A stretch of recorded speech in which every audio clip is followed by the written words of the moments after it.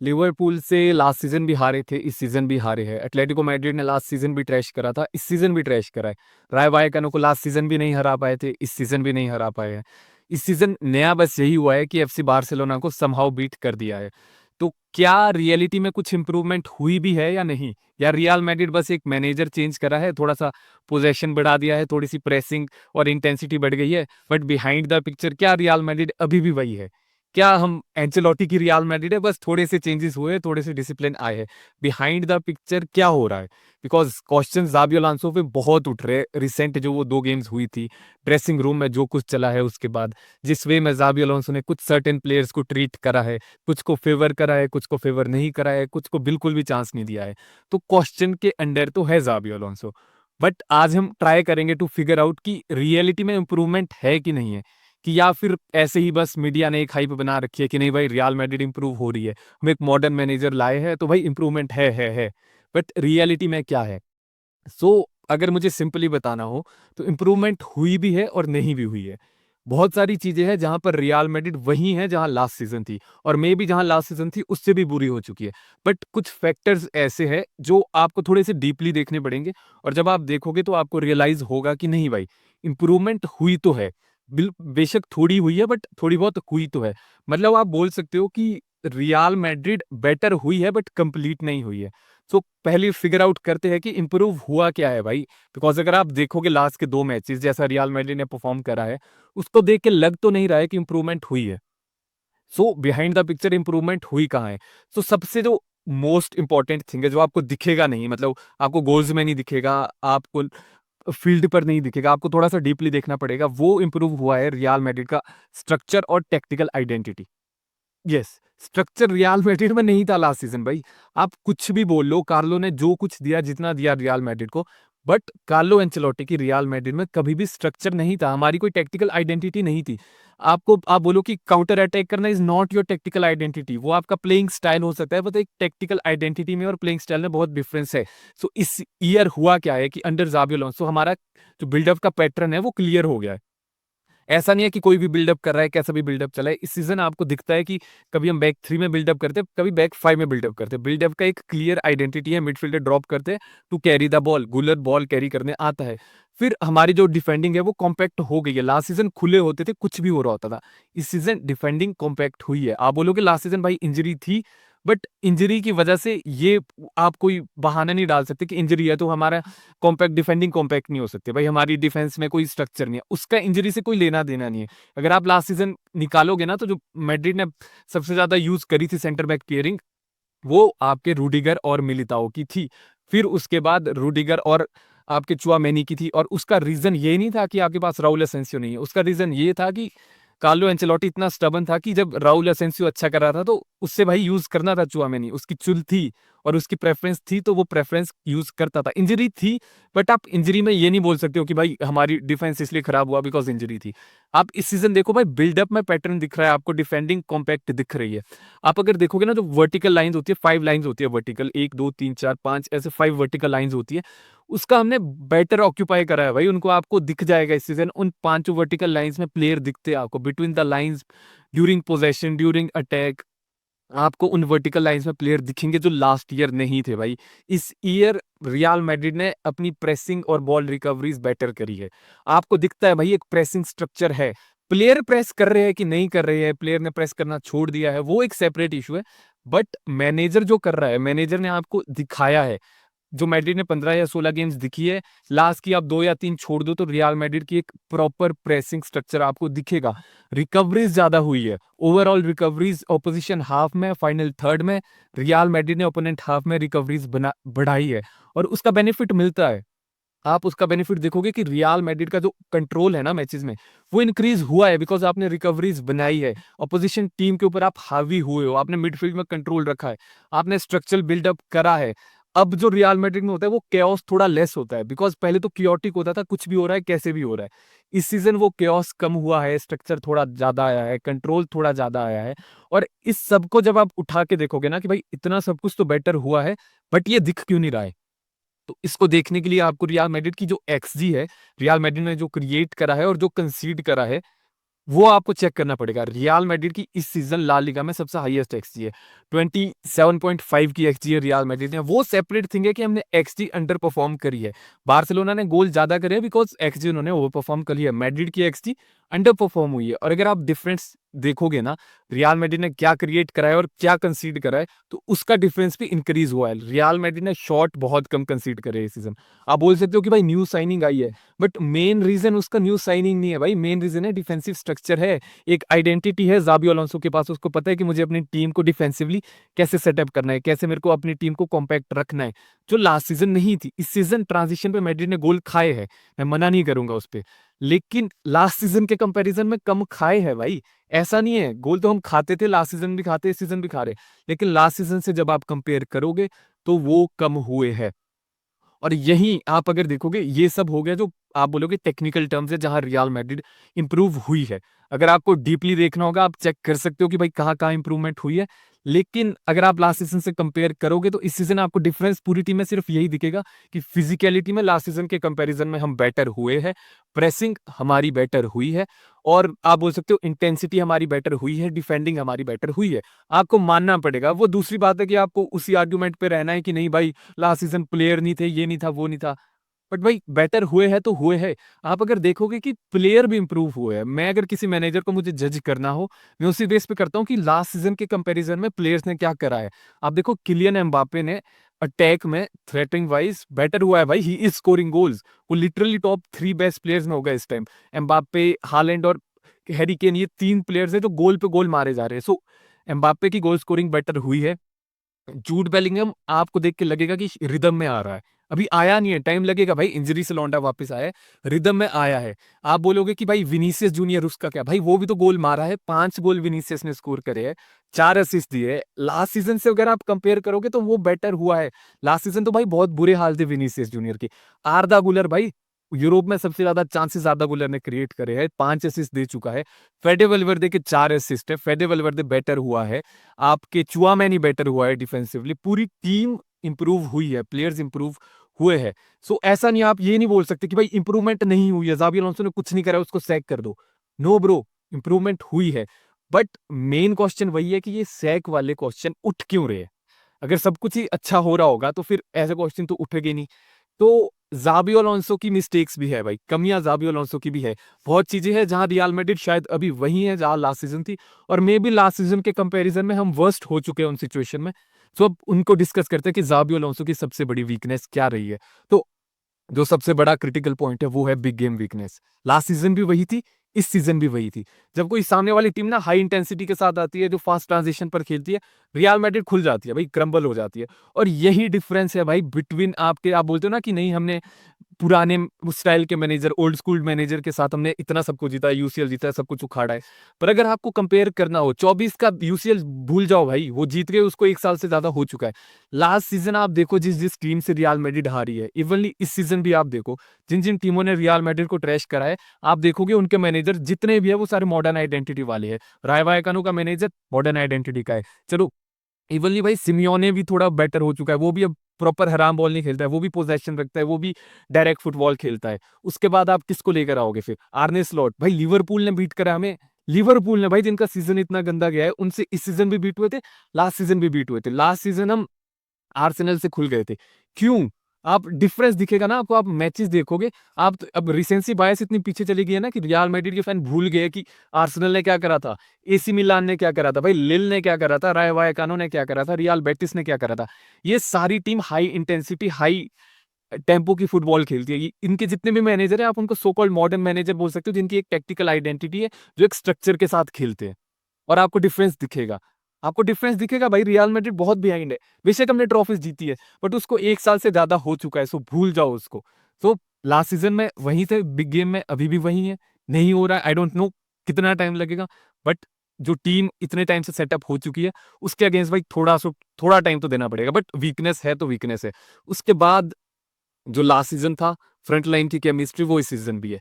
Mbappe Vinicius junior last season भी साथ नहीं खेल पा रहे थे, इस सीजन भी साथ नहीं खेल पा रहे। एम्बापे, विनीसियस, बेलिंगम को कैसे ज़ाबी अलोंसो साथ में लाएगा, I don't know, because Ancelotti नहीं ला पाया, ना ज़ाबी अलोंसो ला पा रहा है। इंडिविजुअली नंबर तो आ रहे हैं, बट ऐसे आपको देख के लगेगा नहीं कभी कि भाई रिदम में आई है। रियल मैड्रिड की फ्रंट थ्री रिदम में आई है। वो कुछ मैचेस होते हैं जहां पर लग जाता है भाई, बट जब तक आप कंसिस्टेंट नहीं देखोगे कि रिदम में पूरी टीम पूरी फ्रंट लाइन आई है, तब तक आप नहीं बोल सकते कि इंप्रूव हुआ है। सो इशू अभी भी वही है भाई, फ्रंट लाइन में लेफ्ट पर कौन खेलेगा, सेंट्रल कौन खेलेगा, विड्थ कौन प्रोवाइड करेगा, बॉक्स में रन कौन बनाएगा, अभी भी क्वेश्चन है भाई। डिफेंड कौन करेगा, काउंटर प्रेस कौन करेगा, प्रेसिंग इनिशिएट कौन करेगा, ये अभी भी क्वेश्चन है। लास्ट ईयर भी ये क्वेश्चन थे। और इसी के बाद आता है विनीसियस जूनियर, जिसपे बहुत सारे लोग जाबी अलोंसो को क्रिटिसाइज कर रहे हैं। बट आप देखो भाई, विनीसियस जूनियर लास्ट सीजन के कंपैरिजन में इस सीजन बेटर जीए दे रहा है। बट इट डजंट मीन कि विनीसियस जूनियर को जाबी अलोंसो ने उतना बेटर वे में ट्रीट करा है। इसका रीजन वही है भाई कि एक तो जाबी अलोंसो, अब वही वो, फिर आपको पता है कि जब आप एक स्ट्रक्चरल मैनेजर के साथ जाते हो, आप एक रिजिड सिस्टम के साथ जाते हो, वहां आपको ये इशू आने वाले हैं। और यहाँ मैं थोड़ा सा क्रिटिकल हूँ जाबी अलोंसो के, कि विनीसियस जूनियर का फ्रीडम ऑलमोस्ट खत्म है। विनीसियस जूनियर अगर आप ब्राजील का विनी देखोगे, रियल मैड्रिड का विनी देखोगे, भाई फर्क है भाई, फर्क है। ब्राजील में वो फ्री खेलता है, फ्रीडम होता है। रियल मैड्रिड में विड्थ पे खड़ा रहता है, वो उसे स्ट्रेच करनी होती है, बिकॉज एम्बापे को आपने वो फ्रीडम वाला रोल दे रखा है। स्पेस नहीं है भाई विनीसियस जूनियर के पास रन करने के लिए। विनीसियस जूनियर को डिफेंसिवली बहुत कुछ करना पड़ता है। और फिर यहीं आती है जाबी अलोंसो का सबसे क्रिटिकल पॉइंट, वो है उसकी इन गेम मैनेजमेंट। लोग बोलते हैं कि एंचेलोटी जो था, जैसा था, जैसा भी था, टैक्टिक्स थे, स्ट्रक्चर था, जो कुछ भी था भाई, उसकी गेम मैनेजमेंट बहुत अच्छी थी। ठीक है, बहुत अच्छी थी। ठीक है, बट आप देखो ना लास्ट सीजन क्या है, क्या हुआ है। ठीक है, उस गेम मैनेजमेंट ने हमें ट्रॉफीज जिताई थी, बट आप भूल जाते हो कि गेम मैनेजमेंट के अलावा जो वो इंडिविजुअल प्लेयर थे, उनका भी रोल था भाई। और रियल मैड्रिड में एट द मोमेंट जाबी अलोंसो की गेम मैनेजमेंट पे क्वेश्चन उठ रहे हैं, और मैं भी उठा रहा हूँ भाई। मुझे कुछ सब्स्टिट्यूशन समझ नहीं आते। एल क्लासिको के विनीसियस वाला आई कैन अंडरस्टैंड कि आपको, आप लीड में थे, आपको उस टाइम एक कॉम्पैक्टनेस दिखानी थी, आपको डिफेंसिवली सॉलिड होना था। बट फिर ये पार्शियलिटी, ये हर जगह होनी चाहिए, फिर आप पार्शियलिटी नहीं दिखा सकते हो। फिर आपने एम्बाप्पे को सब आउट क्यों नहीं करा अगेंस्ट लिवरपूल, जब आपको दिख रहा था आपको बॉक्स में प्रेजेंस चाहिए? हर बार विनीसियस ही क्यों? यहां मैं भी क्वेश्चन रेज करूंगा कि हर बार विनीसियस ही क्यों?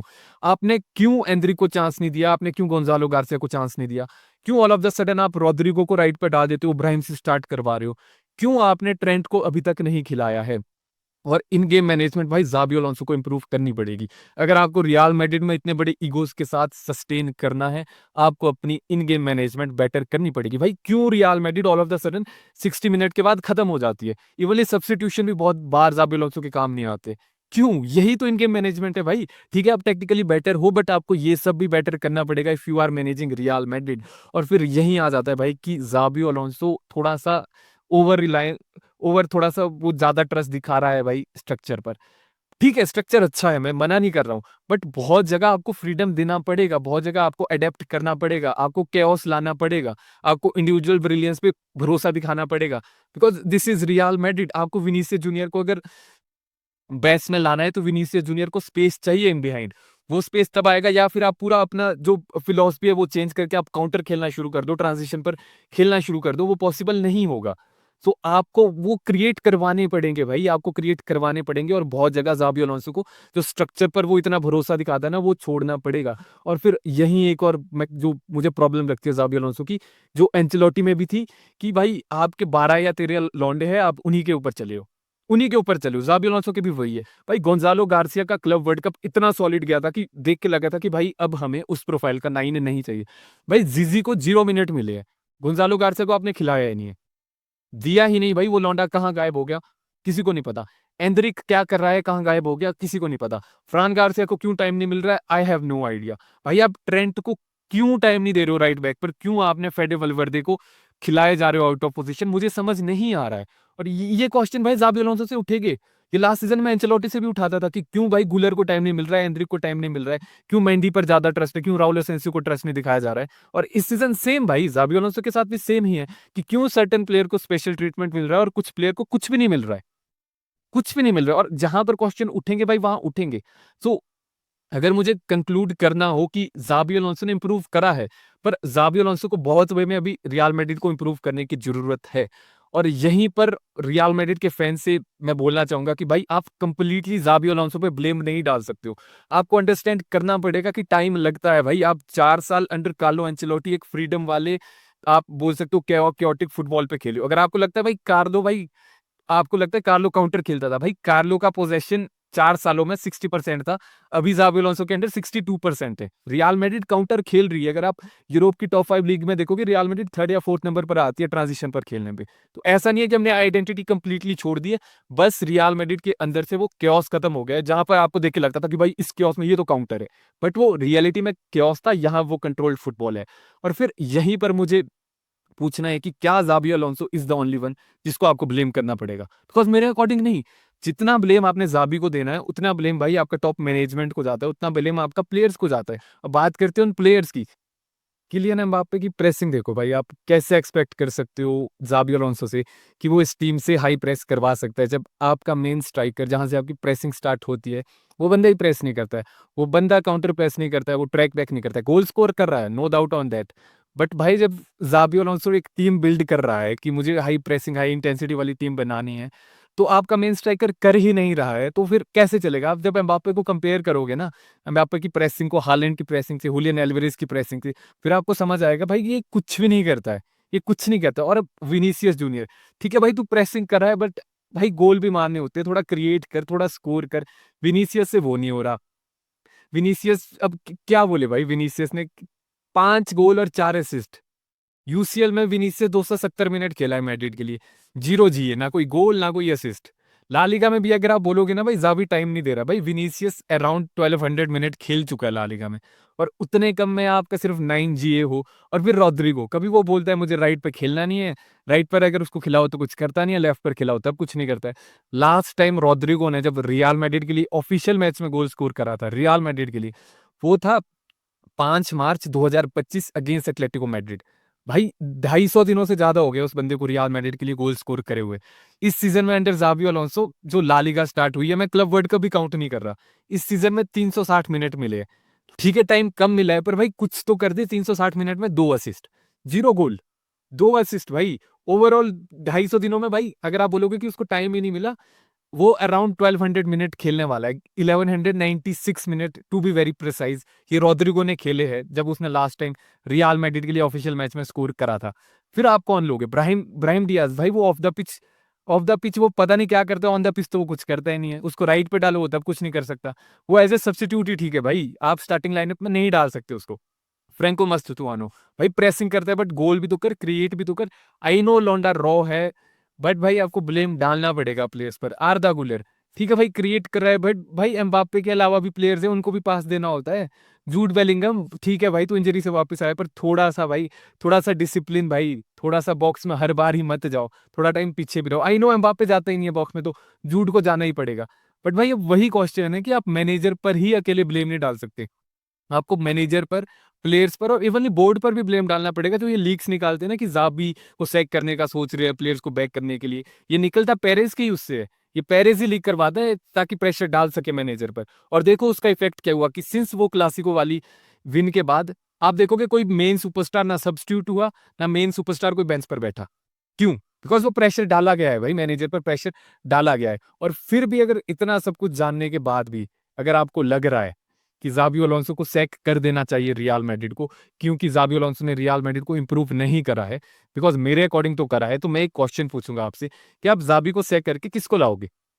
कौन है जो रियल मैड्रिड को वापस उस लेवल पर लेकर आएगा जहां पर रियल मैड्रिड अब डिजर्व करती है? आप देखो, आपको आर्सेनल को बीट करना पड़ेगा, आपको मैनचेस्टर सिटी वापस आ गई, उनको बीट करना पड़ेगा। आप लिवरपूल को बीट नहीं कर पा रहे हो, सो आपको लिवरपूल को बीट करना पड़ेगा, आपको पीएसजी को बीट करना पड़ेगा, आपको बायर्न म्यूनिख को बीट करना पड़ेगा।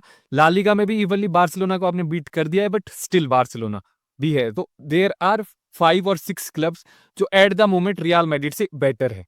इट्स सिंपल, आप किसको लेकर आओगे? चलो नाम डिस्कस करते, किसको लाओगे? यर्गन क्लॉप, भाई उसकी प्रेसिंग का नाम सुनते ही ना ये प्लेयर आधे तो भग जाएंगे। ज़ाबी अलोंसो की प्रेसिंग कुछ नहीं है यर्गन क्लॉप की प्रेसिंग और हाई इंटेंसिटी फुटबॉल के आगे। फिर कौन है? चलो क्लॉप नहीं लाए, नागल्समैन, भाई वो रियल मैड्रिड बोर्ड के साथ ही टिक नहीं पाएगा। नागल्समैन को चाहिए पूरा कंट्रोल, आपको लगता है उसको कंट्रोल मिलेगा? फिर कौन है आजकल, कौन अच्छा कर रहा है? गार्सनर लेकर आओगे, ठीक है भाई गार्सनर है, अच्छा कर रहा है, क्रिस्टल पैलेस में ट्रॉफीज भी जीता है, बट क्या रियल मैड्रिड इतना इतना बड़ा रिस्क लेगी? फिर कौन है?